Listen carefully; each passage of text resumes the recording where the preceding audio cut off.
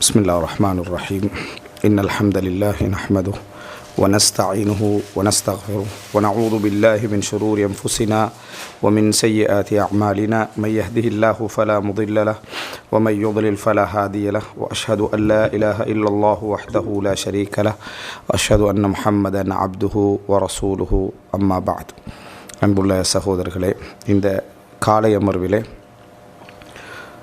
ஒரு சிறிய நேரம் நாம் இறைவனை ஞாபகப்படுத்திக் கொள்கின்ற அமைப்பில் சில விஷயங்களை இங்கே பார்க்க இருக்கிறோம். இன்றைய செய்தியாக ஒரு அழைப்பாளருக்கும் ஒரு தாயியாக செயல்படக்கூடிய ஒரு முஃமினாக இருக்கக்கூடிய சமுதாயத்திலே தஅவாவில் இருக்கக்கூடிய எல்லா பொதுமக்கள், உலமாக்கள், இவர்கள் எல்லோருக்கும் இருக்க வேண்டிய குறிப்பாக அவர்கள் கவனம் செலுத்த வேண்டிய ஒரு சில பகுதிகளை இந்த இடத்திலே நான் சொல்லி காட்டலாம் என்று நினைக்கிறேன்.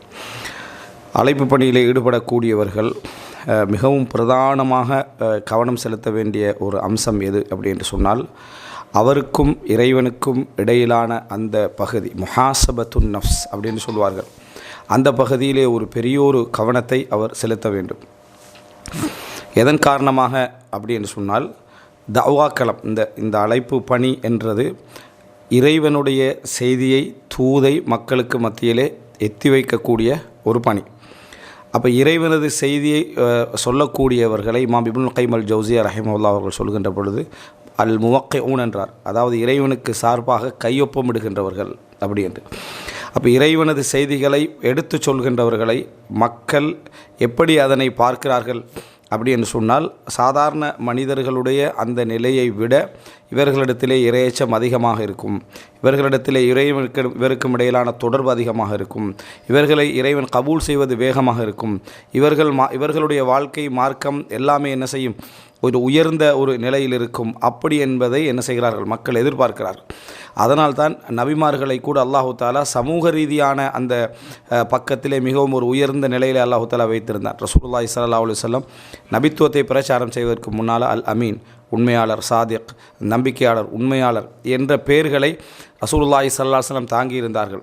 ரசூல் ஸல்லல்லாஹு அலைஹி வஸல்லம் வர்கத் இப்னு நௌஃபலிடத்திலே பேசுகின்ற பொழுது, உம்மை இந்த சமுதாயம் வெளியேற்றுகின்ற பொழுது நான் உயிருடன் இருக்க வேண்டுமே, ஒரு இளைஞனாக இருக்க வேண்டுமே என்று சொன்ன நேரத்தில் எனது சமுதாயம் என்னை வெளியேற்றுமா என்று தான் ரசூலுல்லாஹ் என்ன செஞ்சாங்க, கேட்டார்கள். காரணம், அவ்வளோ பண்பாடு உள்ளவர்களாக ரசூலுல்லாஹி ஸல்லல்லாஹு அலைஹி வஸல்லம் அவர்கள் இருந்தார்கள். பிரச்சாரம் செய்கின்ற நேரத்தில் கூட, உங்களுக்கு முன்னால் நான் நீண்ட காலம் வாழ்ந்திருக்கிறேன் உங்களுக்கு மத்தியிலே, அதை நீங்கள் என் வாழ்க்கையை பார்த்திருக்கிறீர்கள் என்று ரசூல் ஸல்லல்லாஹு அலைஹி வஸல்லம் தனது வாழ்க்கையை என்ன செஞ்சாங்க, சாட்சியாக்கினார்கள். எனவே ஒரு அழைப்பு பணியில் ஈடுபடக்கூடிய இந்த மார்க்க ரீதியான பிரச்சாரங்களிலே தங்களை அடையாளப்படுத்தி கொண்ட ஒரு எல்லா முஸ்லீமும் 4 விஷயத்தை மற்றவங்களுக்கு சொல்ல தான் செய்வான், அதல்ல. ஆனால் வாழ்க்கையை அதாவது அடையாளமாக்கி கொண்ட தஅவா பணியில் ஈடுபடக்கூடிய அதாவது இந்த அழைப்பு பணியை மையமாக வைத்து செயல்படக்கூடிய சகோதரர்கள் இந்த விஷயத்தில் மிகவும் கவனமாக இருக்க வேண்டிய ஒரு அம்சம், தனக்கும் தனது இறைவனுக்கும் இடையிலான அந்த பகுதியை சீர்திருத்தி கொள்வது. இஸ்லாஹு மா பைனஹு வ பைன அல்லாஹ், அது மிகவும் கவனமாக இருக்க வேண்டிய ஒரு பகுதி. என்ன காரணம் என்றது, அந்த மக்கள் அந்த ஒரு நிலையை அல்லாஹ்வுடைய செய்தியை சொல்லக்கூடியவர்கள், அதற்கு விளக்கம் சொல்லக்கூடியவர்கள், தங்களது வாழ்க்கையில் ஒவ்வொரு சின்ன சின்ன பிரச்சனைகளே இவர்கிட்ட என்ன செய்யும், தீர்வு இருக்கும், இவர்கள்ட்ட ஒரு வழிகாட்டல் இருக்கும் அப்படின்னு நம்புகிறாங்க. அப்படி என்று சொன்னால் அதற்கு ஏற்ற ஒரு தகுதியிலே நாம் என்ன செய்ய வேண்டும், இருக்க வேண்டும். இல்லை என்று சொன்னால் போலியானவர்களாக நம்ம என்ன வார வாய்ப்பு இருக்கிறது. எப்பொழுதுமே ரப்புல் ஆலமீனை பொறுத்த வரைக்கும் இது ஒரு காரணம். இன்னொரு காரணம், இறைவனுடைய பகுதிக்கும் நமக்கும் இடையிலே உள்ள பகுதியை சீர்திருத்தி கொள்ள வேண்டுவதற்கான இன்னொரு மிக முக்கியமான ஒரு காரணங்களில் உண்டு. என்ன அப்படின்னு சொன்னால், அல்லாஹு ரப்புல் ஆலமீனிடத்திலே ஒரு சுன்னா இருக்குது. ஒரு மனிதனை தண்டிக்கிற விதத்தில் சுன்னா இருக்கிறது. சிலருக்குரிய தண்டனை மிக வேகமாக அல்லாஹு தாலா கொடுத்துருவான். சிலரை பொறுத்த வரைக்கும் அல்லாஹு தாலா மிக காலம் தாமதிப்பான், அவர்களுக்கு காலம் எடுப்பான். அதெல்லாம் என்ன அடிப்படையில் நடக்கிறதுன்றதை குர்ஆனையும் சுன்னாவையும் நம்ம படிக்கிற டைமில் புரிஞ்சுக்கொள்ளலாம். ஆதம் அலைஹிஸ்ஸலாம் செய்த அந்த ஹராமை நம்ம எடுத்து பார்த்தோம் என்று சொன்னால், அவர் ஒரு மரத்தை நெருங்கியது தான் அவர் செய்த ஹராம். ஆனால் அவருக்கு கொடுக்கப்பட்ட தண்டனை பெருசு. அந்த சொர்க்கத்தை விட்டு நீக்கப்பட்டு அவர் என்ன செய்கிறார், இந்த உலகத்தில் அவருடைய சந்ததிகள் எல்லாமே இந்த உலகத்தின் பக்கம் என்ன செய்கிறது, அதாவது விரட்டப்படுகின்ற அமைப்பில் அவன் ஒரு நிலை அல்லாஹு தாலா ஆதம் அலைஹிஸ்ஸலாத்துக்கு கொடுத்தான். இப்லீஸுக்கு கொடுத்த சந்தர்ப்பத்தை பார்த்தீங்கன்னு சொன்னால், உலகம் அழியும் வரைக்கும் என்ன, நீ உயிரோடு இருக்கலாம், இந்த உலகத்தில் நீ முழுமையாக வாழலாம் அப்படின்னு கொடு.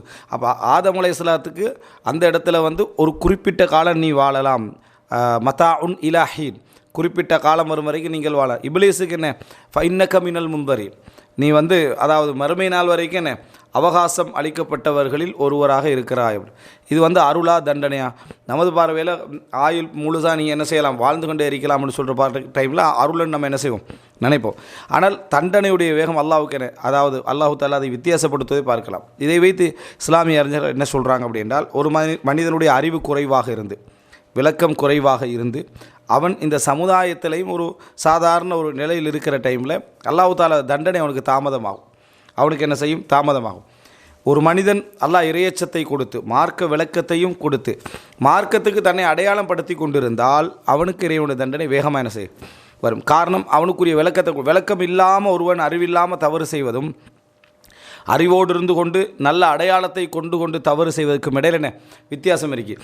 இந்த தவறுக்கு தண்டனை என்ன செய்யும், வேகமாக வரும். அந்த தவறுக்கு தண்டனை என்ன செய்யும், அதாவது தாமதமாக வரும். அதனால தான் நபிமார்கள் சிறிய தவறு செய்கின்ற பொழுது கூட அல்லாஹ் தஆலா பெருசாக என்ன செய்கிறான், அந்த தண்டனையை கொடுக்குறான். பெருசாக கண்டிக்கக்கூடிய இடங்களெல்லாம் நம்ம என்ன செய்யணும் பார்க்கிறோம். ஆதம் அலைஹிஸ்ஸலாம் இருக்கலாம், இப்போ நூஹ் அலைஹிஸ்ஸலாம் போன்றவர்கள், இப்ராஹிம் அலைஹிஸ்ஸலாம் போன்றவர்கள்லாம் மறுமை நாளில் பயப்படுற பாவத்தை பாருங்கள், என்ன அந்த பாவம் என்று சொல்லி அவர்கள் நம்முடைய பார்வையில் பாவமே இல்லைன்னு நினைக்கக்கூடியவைகளைத்தான் அவர்கள் என்ன செய்வாங்க, மறுமையில் பயப்படுவார்கள். என்ன காரணம் என்று சொன்னால், அவங்களுடைய அறிவு அவ்வளோ தெளிவாக இருக்குது, அவங்களுடைய பொறுப்பு அவ்வளோ தெளிவாக இருக்குது, அவங்களுடைய வாழ்க்கை அவ்வளோ தெளிவாக இருக்குது. தவ்வாவுக்காவின் இறைவனுடைய பேரில் தங்களை அடையாளப்படுத்தி கொண்டவர்கள். அப்படி இருக்கிற நேரத்தில் அந்த சின்ன சின்ன விஷயங்களுக்கெல்லாம் அவங்க என்ன செய்வார்கள், அல்லாஹ் கண்டித்து விடுவானோ என்று பயப்படுவார்கள்.